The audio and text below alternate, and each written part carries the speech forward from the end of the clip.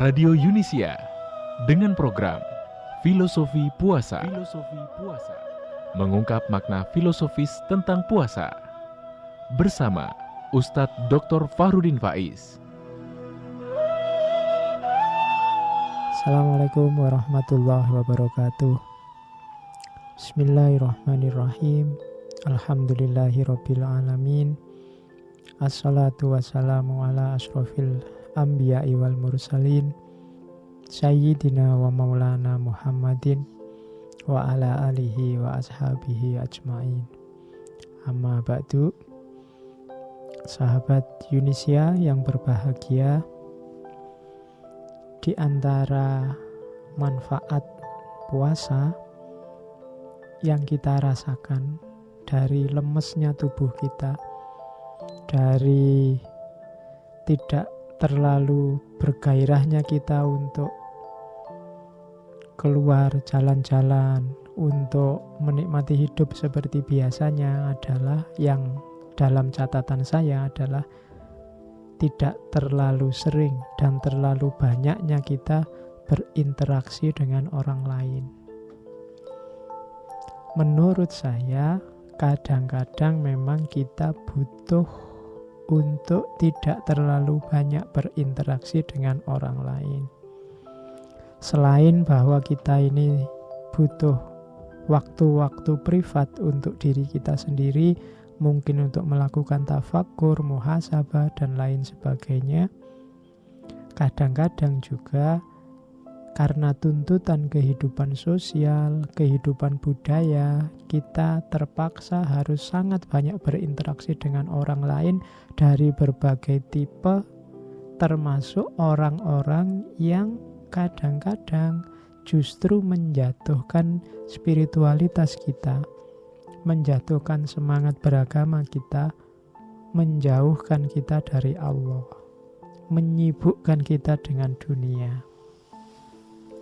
Diakui atau tidak, pasti ada orang-orang sekeliling kita yang punya karakter semacam ini. Memang kita susah memilah-memilih karena mungkin kita khawatir dianggap orang arogan, orang angkuh, milih-milih teman. Tapi tidak ada salahnya kalau sekali-sekali, kalau di waktu tertentu kita agak menjauh dari orang-orang ini. Orang-orang yang justru hanya menjauhkan kita dari Allah, menyibukkan kita dengan dunia, menjatuhkan, memelorotkan, memerosotkan daya spiritualitas kita. Kadang-kadang tanpa harus orang-orang itu merintah kita, karena dekat saja dengan mereka, kita terpengaruh. Bukan masalah apa-apa sebenarnya kalau kita sekali-sekali milih teman, menjauh dari teman yang tadi menjauhkan kita dari Allah. Sebenarnya hal itu menunjukkan bahwa kita sadar bahwa kita itu lemah, kita itu mudah terpengaruh, kita itu makomnya masih murid, orang yang perlu banyak belajar, yang masih belum sempurna. Jadi bukan karena kita sombong terus menjauh, tapi kita sadar bahwa kita ini lemah. Ada kitab bagus yang ditulis oleh Imam Ghazali, sebuah kitab yang tipis, judulnya Bidayatul Hidayah. Bidayatul Hidayah ini kalau diartikan permulaan timbulnya hidayah.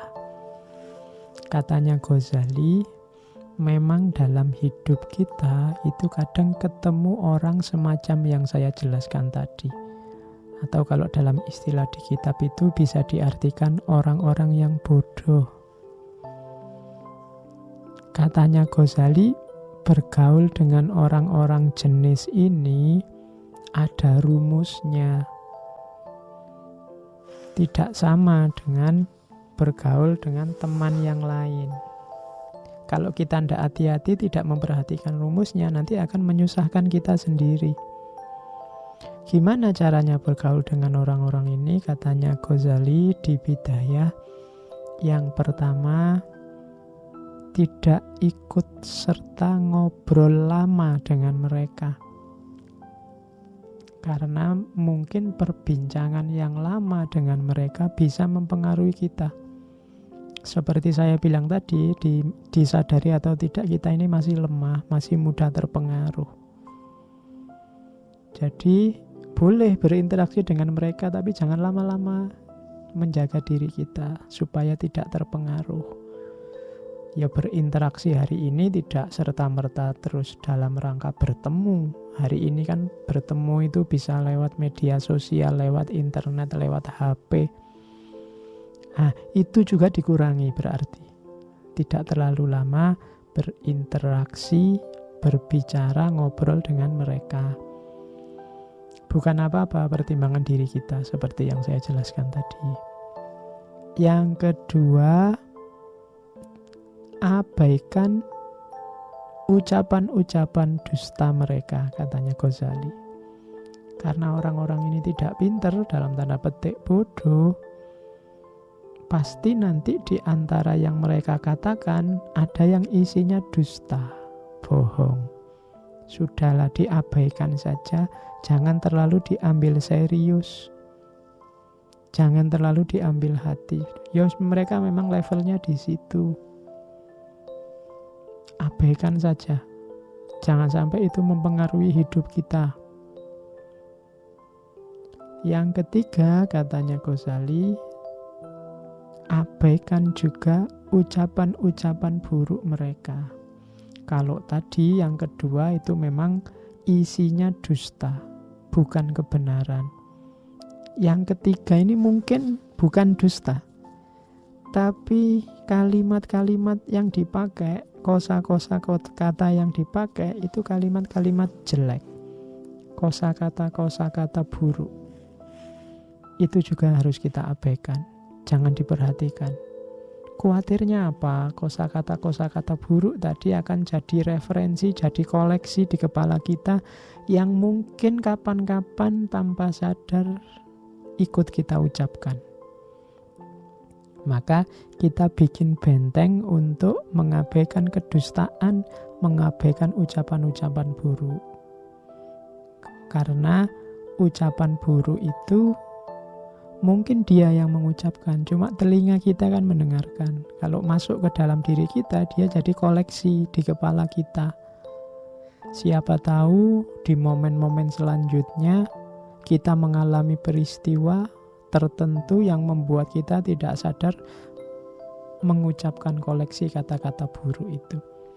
Hari ini misalnya di medsos saya lihat ada banyak orang baik-baik yang karena dicaci maki oleh orang jelek dalam tanda petik, akhirnya dia balas mencaci maki dengan kata-kata yang sama. Nah, itu menunjukkan berarti apa? Kata itu sudah jadi koleksi di kepala orang baik-baik tadi. Akhirnya yang terjadi saling caci maki. Yang ketiga itu. Yang keempat, kalau bisa katanya Ghazali, berusahalah tidak sering bertemu dan tidak banyak butuh, tidak banyak punya keperluan dengan orang-orang ini. Bukan berarti merendahkan mereka, tapi demi kualitas spiritual, kualitas keberagamaan kita. Jadi selama diri kita masih lemah, ya kalau bisa jangan terlalu sering berinteraksi, bertemu, apalagi banyak butuh sesuatu pada mereka. Karena orang butuh itu biasanya nanti harus banyak berinteraksi, banyak terikat, banyak tergantung dengan orang yang dibutuhkan. Jadi yang keempat, jangan sering bertemu dan jangan banyak membutuhkan mereka. Yang kelima, nah ini tanggung jawab kita sebagai seorang muslim.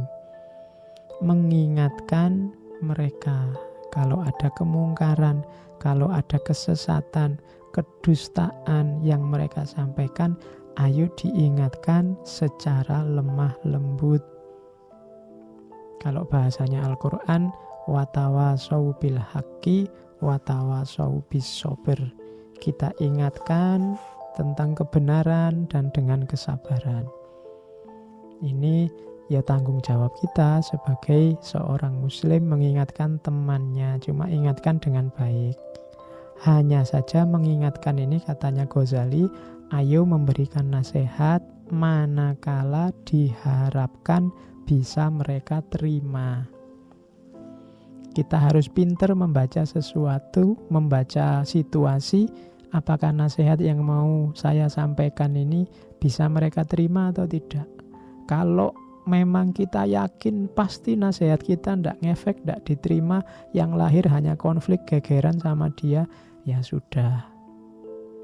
Daripada timbul konflik dan kita belum menemukan metode yang baik untuk memberi nasihat, mending dipending dulu nasihatnya, cari momen yang pas, cari waktu yang pas. Jadi berikan nasihat, kalau kita kalkulasi diberi nasihat akan lebih baik dan bisa mereka terima. Kalau tidak, apalagi hanya melahirkan kesulitan baru, konflik baru, mending dipending dulu. Oke, dan bagi Ghazali di Bidayah itu, manusia itu yang mau kita jadikan teman tadi ada 3 tipe. Dan kita harus hati-hati milihnya. Ada manusia jenis makanan. Manusia jenis makanan ini manusia yang tiap hari kita perlukan. Bahkan 3 kali sehari kita makan. Nah, ada orang yang kita harus dekat terus sama mereka. Karena mereka ini selalu kita butuhkan. Cari teman yang jenis ini. Manusia yang jenis makanan, yang selalu kita perlukan. Yang kedua ada manusia jenis obat. Manusia jenis obat ini manusia yang kita perlukan sewaktu-waktu saja, tidak selalu kita butuhkan. Kalau kita sakit butuh dokter, kalau alat elektronik di rumah rusak kita butuh teknisi. Ini kan contoh manusia jenis obat. Kita perlukan sewaktu-waktu. Ada yang ketiga, manusia jenis penyakit. Manusia ini yang katanya Ghazali sama sekali sebenarnya tidak kita perlukan, tapi kadang-kadang datang ke kita sebagai ujian, sebagai musibah, sebagai tantangan dari Allah, cara kita menyelesaikannya. Jadi pasti kita ketemu 3 jenis orang ini. Ada orang-orang yang selalu kita butuhkan, manusia jenis makanan. Ada manusia yang jenisnya obat, yang kita butuhkan sewaktu-waktu saja. Ada orang manusia yang jenisnya penyakit, yang sebenarnya tidak kita butuhkan, tapi pasti sekali-sekali datang ke kita sebagai ujian. Itu tantangan bagi kita untuk mengatasinya. Demikian sahabat Yunisia tentang tipe-tipe manusia dan cara kita berinteraksi dengan orang, dalam tanda petik orang yang tidak kita butuhkan, yang bisa menjauhkan kita dari Allah, yang bisa menurunkan kualitas spiritual kita.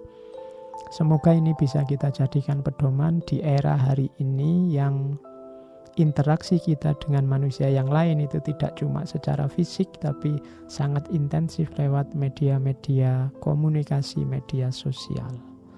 Kurang lebihnya mohon maaf. Wallahul muwaffiq, wallahu a'lam bishawab. Wassalamualaikum warahmatullahi wabarakatuh.